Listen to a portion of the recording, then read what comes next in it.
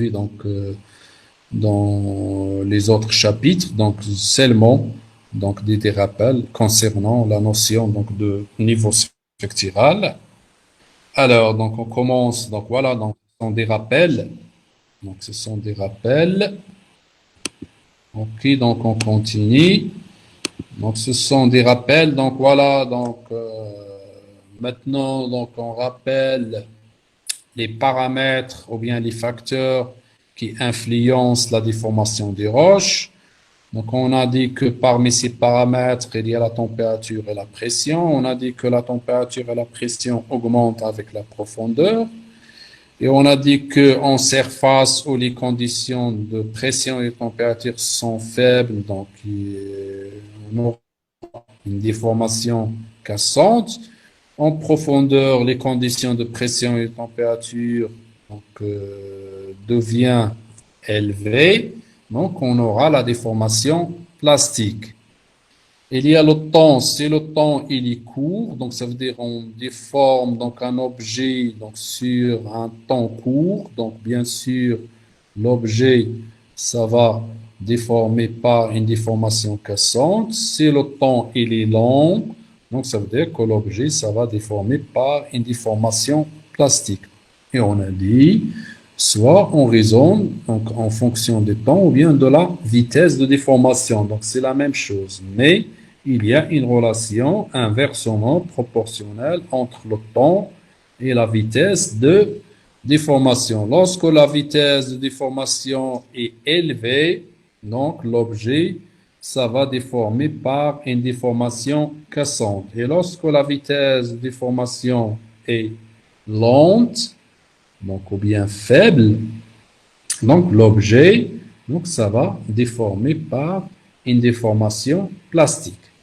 Il y a la composition chimique de la roche, ou bien ce qu'on appelle la lithologie des roches. Il y a des roches qui sont de nature cassante, se déforment donc difficilement par une déformation cassante, comme calcaire, les gris et les granites.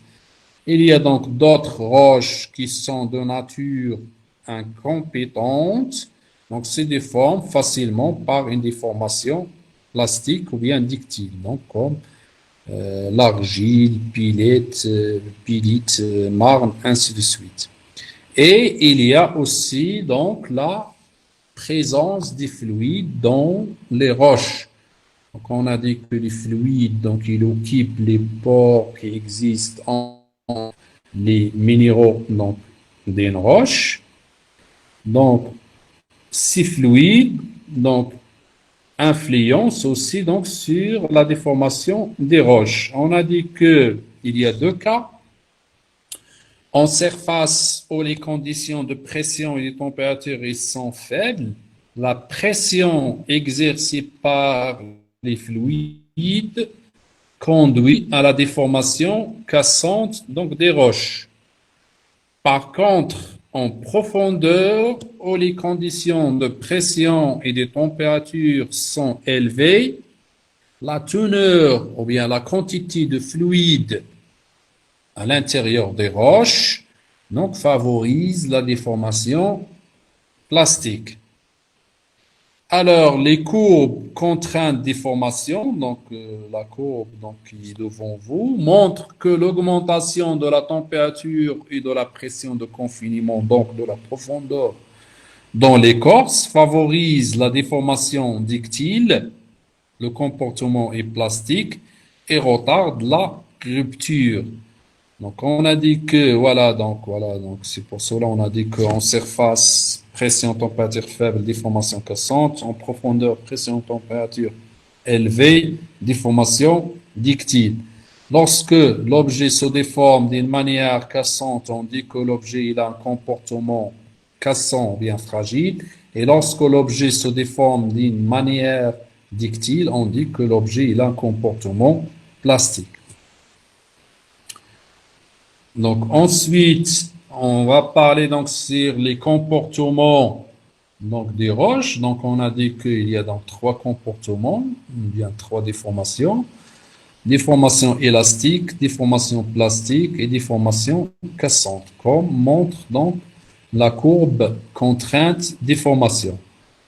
Donc, on a dit que la déformation élastique, il est réversible, qui disparaît lorsque la contrainte s'arrête. Mais on n'a pas vu que cet critère. On a dit que la déformation élastique, donc, il est immédiate. Donc, ça veut dire lorsqu'on applique une contrainte, donc l'objet se déforme tout de suite. Donc, on n'entend pas un seuil ou bien il limite. Donc, ça veut dire que la déformation, elle est immédiate.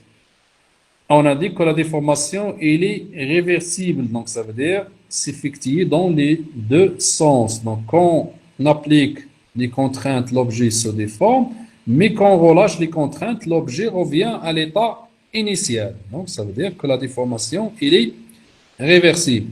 Et on a dit aussi qu'il y a une relation linéaire entre la contrainte et la déformation. Lorsque la contrainte augmente, le taux de déformation aussi donc augmente. Donc pour la déformation plastique, on a dit qu'il apparaît à partir d'un certain seuil de plasticité ou limite d'élasticité.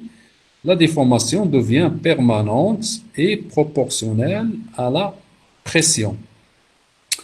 Donc voilà, donc c'est la déformation plastique. On a dit que c'est une déformation qui commence à partir des limites élastiques, ou bien ce qu'on appelle, donc c'est le cercle jaune, limite d'élasticité ou bien seuil de plasticité. Donc ça veut dire c'est le point à partir duquel commence la déformation plastique. Mais la déformation plastique, elle est irréversible. Donc, ça veut dire permanente. Donc, ça veut dire que même si on relâche donc, les contraintes, la déformation ne revient pas à l'état initial. Ça veut dire que la déformation reste gravée donc, sur les roches. Donc, ça veut dire que c'est une déformation permanente. Et bien sûr, donc, il y a une relation proportionnelle donc, de la déformation avec la pression, donc ça veut dire avec la contrainte, mais la relation n'est pas linéaire, comme dans le cas de la déformation élastique. Et regardez aussi donc les pentes. Donc la pente de la déformation élastique est supérieure à la pente donc, de la déformation plastique. Et bien sûr, donc, il y a la déformation cassante aussi, donc lorsque le seuil de rupture est atteint, donc on passe à la dislocation discontinue. Donc on a dit que cette déformation est une déformation froide, donc qui se déroule dans le niveau structural supérieur, et c'est une déformation qui est froide et que l'autre critère, donc on a dit qu'il est froide et rapide. Alors, donc comportement cassant, les roches ne subissent pas de déformation plastique avant la rupture. On a dit que donc ça c'est cette courbe, donc il est en général, mais par exemple lorsque la roche il a un comportement cassant, donc la roche peut être se déforme donc directement donc d'une manière cassante. Donc c'est pour cela que j'ai marqué que le comportement cassant, les roches ne subissent peu ou pas. Donc ça veut dire un peu ou bien pas de déformation plastique avant la rupture. Donc autrement dit que lorsque les roches ils ont un comportement cassant, donc ça veut dire que les roches se déforment donc d'une manière cassante. Et comportement ductile, les roches subissent donc de grandes déformations plastiques. Donc là, donc ça définit, donc qu'est-ce que ça veut dire un comportement cassant, ou bien un comportement ductile, ou bien plastique. Donc comme on a dit, donc lorsque l'objet se déforme d'une manière cassante, il a un comportement cassant, et lorsque l'objet se déforme d'une manière plastique, donc il a un comportement ductile ou bien plastique. Maintenant, les mécanismes de déformation. des mécanismes de déformation. Donc, on a vu qu'il y a l'aplatissement, il y a la flexion et il y a le cisaillement. Alors, l'aplatissement, donc voilà, donc là, donc j'ai mis donc des schémas, donc de chaque mécanisme donc de déformation. Donc l'aplatissement, donc bien sûr, donc c'est le schéma qui est à droite en bas. Donc dans ce cas-là, la pression principale, donc ça veut dire c'est sigma 1 et la plie forte. Si l'on considère un kip, donc celui-ci sera transformé en parallélépipède rectangle, donc c'est-à-dire aplatissement grâce à la pression principale maximale et étirement parallèlement à la pression principale faible. Donc voilà, donc c'est quoi ça?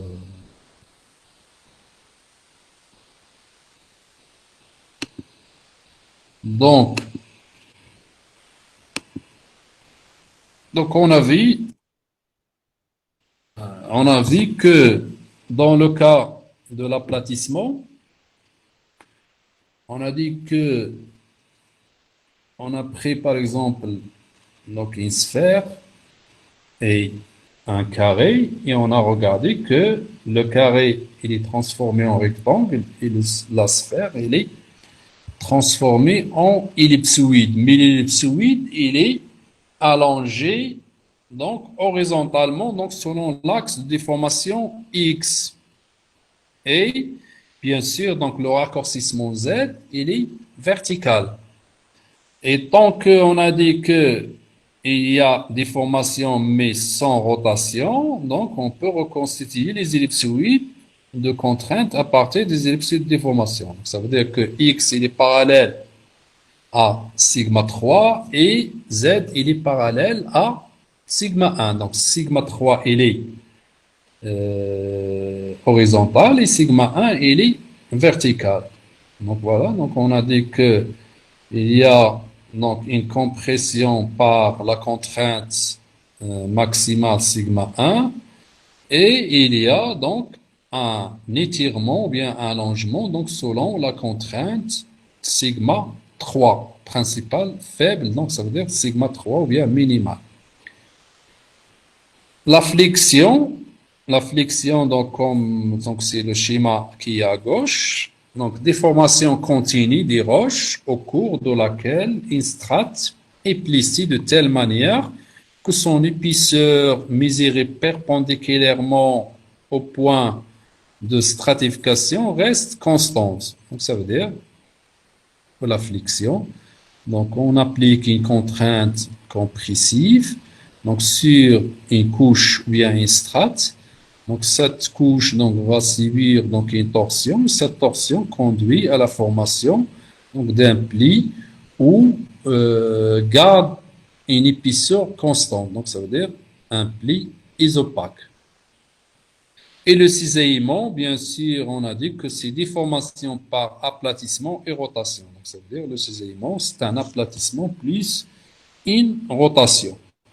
Et donc, bien sûr, ainsi, un kip deviendra un parallélépipède dont les surfaces ne sont plus parallèles à celles du kip initial. Donc, voilà, donc, dans le cas du cisaillement, on a dit que on ne peut pas reconstituer donc, les ellipsoïdes de contrainte à partir des ellipsoïdes de déformation. Pourquoi? Parce que on a dit que les ellipsoïdes de déformation X et Z donc change de direction, donc ne reste pas parallèle aux ellipsoïdes de contrainte. Donc c'est pour cela on ne peut pas reconstituer les ellipsoïdes de contrainte à partir des ellipsoïdes de déformation.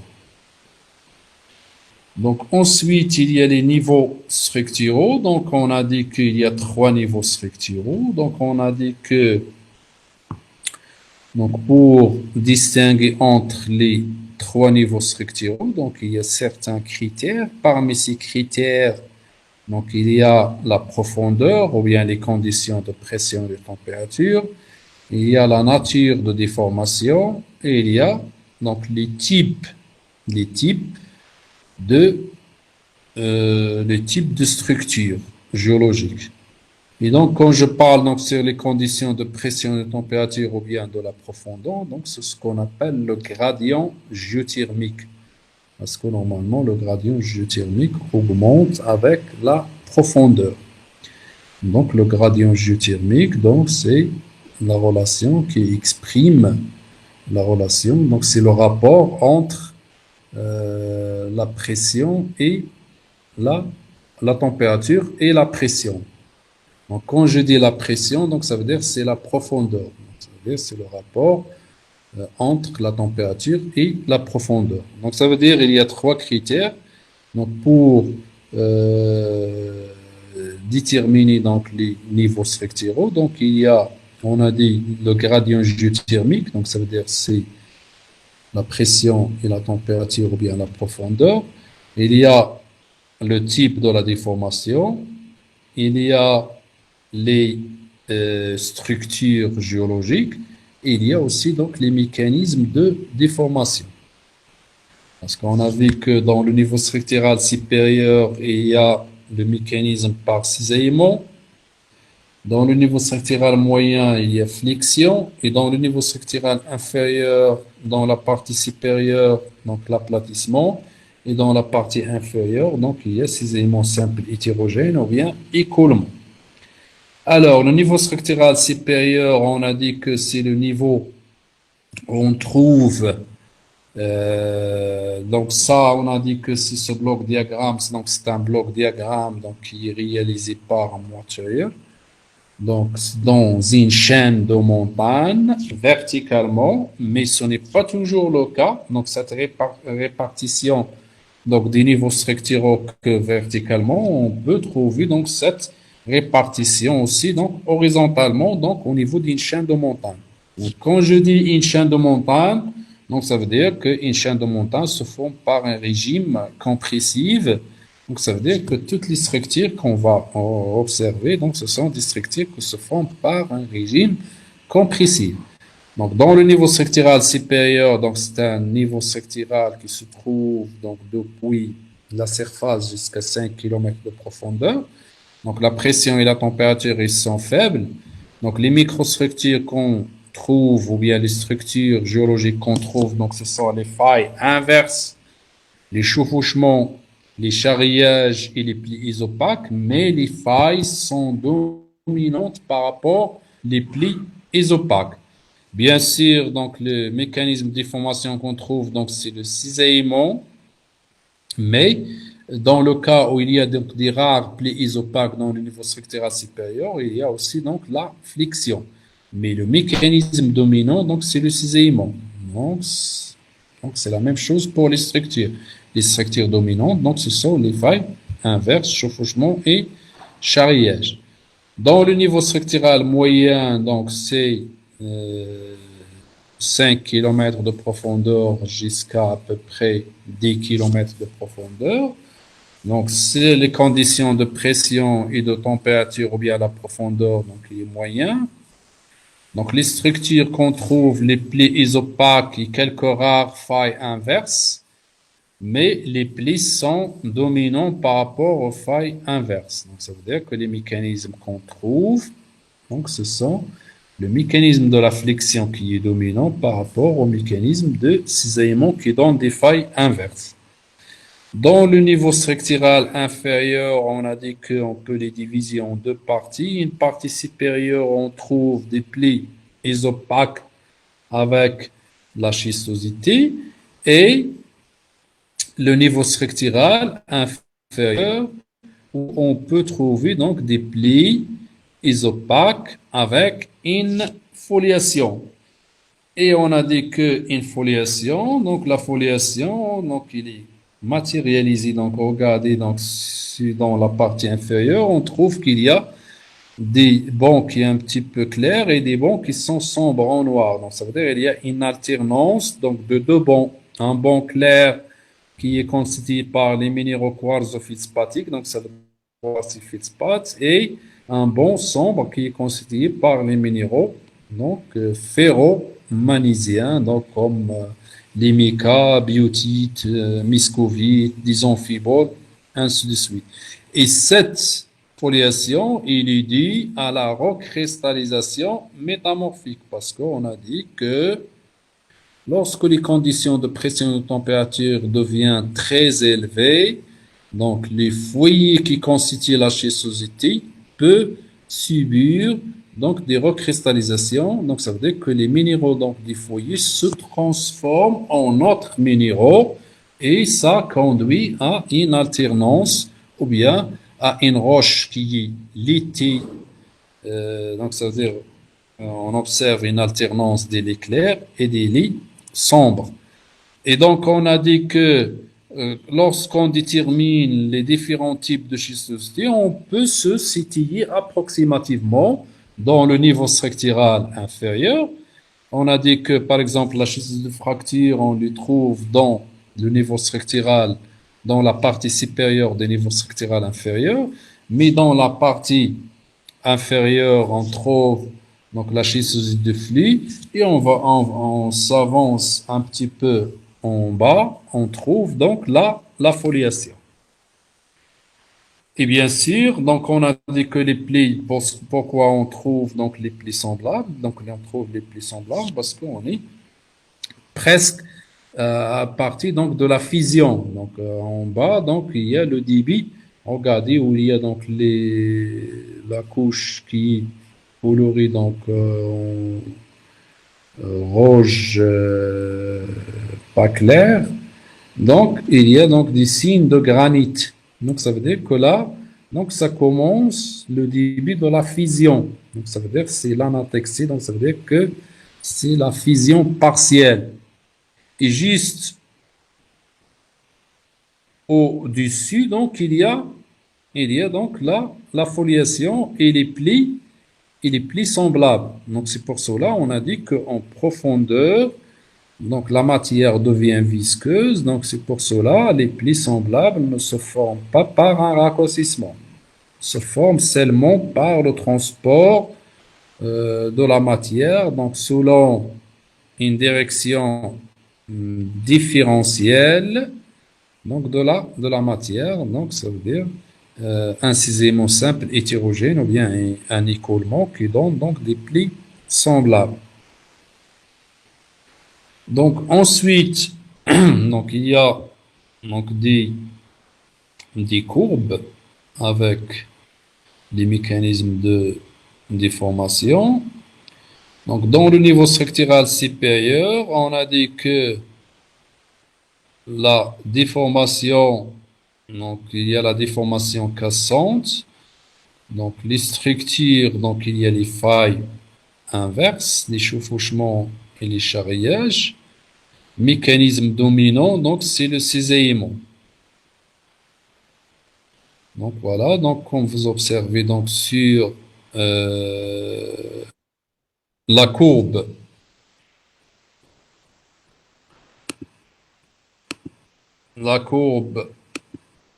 qui est en haut, où il y a la flèche jaune. Donc là, donc il y a le domaine de la déformation cassante, le domaine de la déformation ductile et bien sûr, donc il y a le domaine de la fission. Et ensuite, en fonction de la pression et de la température, il y a aussi donc les mécanismes. Donc, il y a le mécanisme de cisaillement, il y a le mécanisme de flexion et le mécanisme donc, par aplatissement et le mécanisme par écoulement ou bien cisaillement simple hétérogène. Donc par exemple, regardez donc où il y a donc la déformation cassante, on trouve qu'il y a donc le mécanisme par cisaillement, mais il y a aussi donc le mécanisme un petit peu donc de mécanisme par flexion. Donc c'est pour cela on observe dans le niveau structural supérieur donc des failles inverses, des chevauchements et des charriages, et aussi donc des plis isopaques. Mais on a dit que les failles sont dominantes par rapport aux plis isopaques. Et aussi, donc le mécanisme, donc comme montre donc la courbe, le mécanisme dominant, donc c'est le cisaillement. Donc le mécanisme par cisaillement domine le mécanisme par flexion. Donc ça, c'est dans le cas, dans le niveau structural donc supérieur où il y a la déformation cassante. Dans le niveau structural moyen, donc c'est la déformation, donc on trouve des plis isopaques et le mécanisme, donc c'est flexion.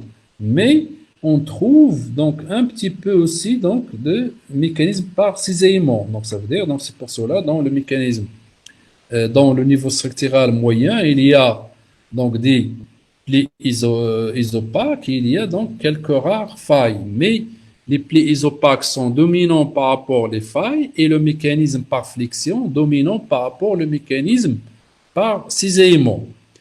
Donc c'est la même chose dans le niveau structural inférieur. Donc il y a des plis avec schistosité, plis d'écoulement.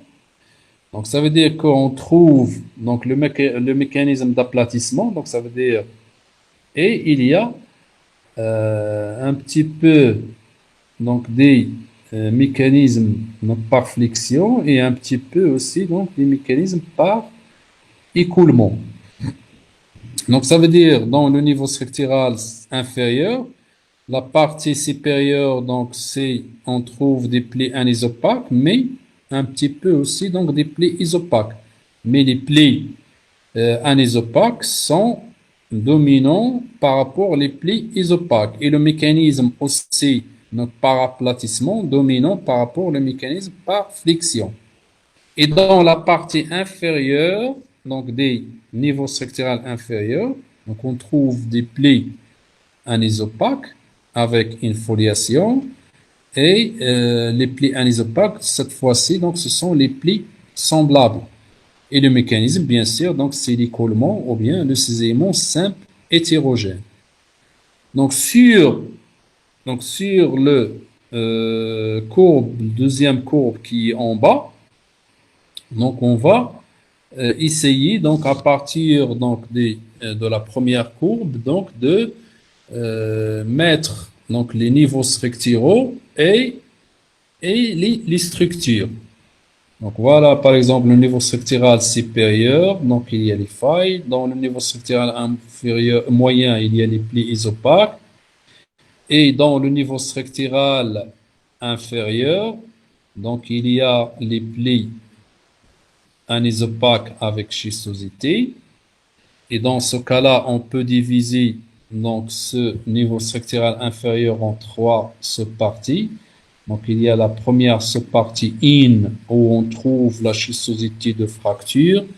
La sous-partie 2 où on trouve la schistosité de flux. Et la partie 3 où on trouve donc la foliation. Et bien sûr, après, donc, il y a donc l'écoulement et on trouve donc les plis semblables. Et donc, sur le schéma qui est à droite, donc, il y a donc les quatre mécanismes. Donc, ça veut dire que le cisaillement, donc, c'est le mécanisme de déformation donc, des failles. La flexion, donc, c'est le mécanisme de déformation des plis isopaques.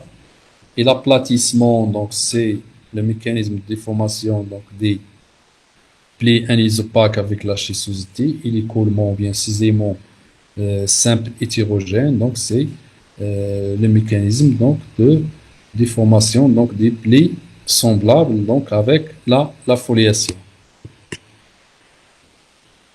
Donc ensuite, donc on observe donc il y a deux schémas. Donc là, on trouve que il y a une coupe donc théorique donc d'une chaîne symétrique à raccourcissement faible et à l'air des niveaux structuraux correspondants.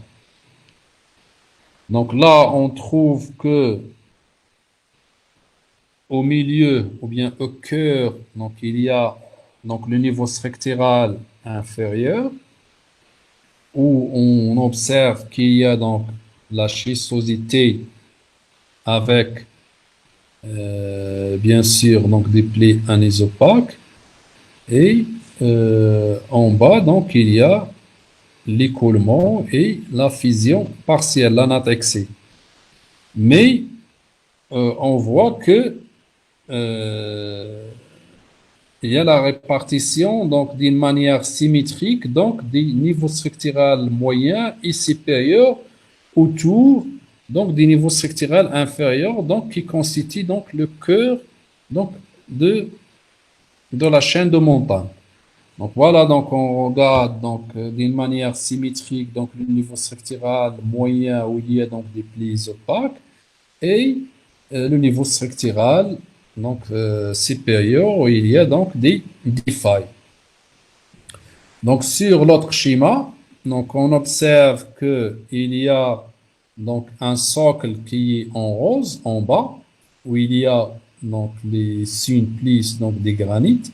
Donc c'est un socle plithénosie et sur ce socle donc il y a une couverture donc ça veut dire donc des sédiments. Mais normalement d'après nos connaissances, donc, les socles, donc, il est affecté par une déformation dictile. Donc, ça veut dire on trouve des plis avec la schistosité et bien sûr, donc, avec des granites. Donc, c'est pour cela on dit que le socle, donc, c'est un socle qui est déformé, donc ça veut dire plissé, plithénosé, donc il y a des granites, et métamorphosé, donc il y a de la schistosité. Et sur la couverture, donc, on trouve donc des failles. Mais le problème, on observe qu'il y a aussi donc de la déformation cassante même dans le socle. Et donc, ça s'explique donc par un contraste lithologique.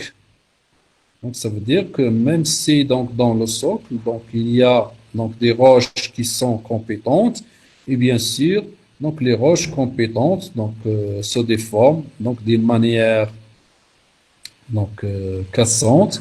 Donc c'est pour cela on observe donc la déformation cassante aussi donc au niveau donc des socles. Donc on remarque par suite du contraste lithologique entre les sédiments et leur substratum cristallin, donc ça veut dire le socle, la fracturation peut apparaître donc sous la flexion. Donc ça veut dire que la fracturation, la déformation cassante, donc on a dit que la déformation cassante on peut les observer seulement dans le niveau structural supérieur et quelques rares cas dans le niveau structural moyen. Et même maintenant, donc, on les observe donc à partir donc, de cet exemple donc, dans le niveau structural inférieur. Donc, pourquoi? Parce que il contraste histologique, parce que dans le niveau structural inférieur, donc, il y a aussi donc, des roches qui sont compétentes et les roches compétentes se déforment d'une manière cassante. Donc, c'est pour cela on observe donc des failles donc, de la déformation cassante dans le niveau structural inférieur, donc ça veut dire donc dans un socle.